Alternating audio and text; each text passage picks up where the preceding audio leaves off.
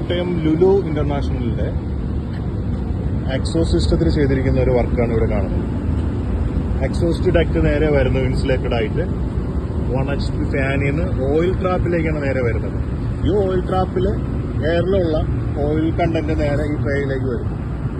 ഇവിടെ നിന്ന് just natural air മാത്രമായിട്ടാണ് പുറത്ത് ഔട്ട് ചെയ്യുന്നത്. ഇതാണ് എക്സോസ്റ്റ് ഓയിൽ ട്രാപ്പ് സിസ്റ്റം. അതിന്റെ ഓപ്പോസിറ്റ് സൈഡിൽ നേരെ നമ്മൾ കൊടുത്തിരിക്കുന്നത് അതിലേക്ക് തന്നെയുള്ള ഫുഡിലേക്കുള്ള ഫ്രഷ് എയർ സിസ്റ്റമാണ്. ഇതിലും ഒരു എയർ ഫിൽറ്റർ നമ്മൾ കൊടുത്തിട്ടുണ്ട്.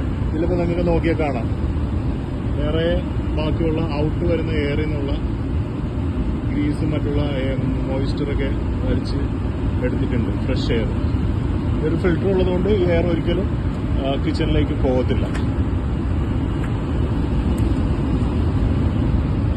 റിയാന്റെ പുതിയൊരു കൺസെപ്റ്റ്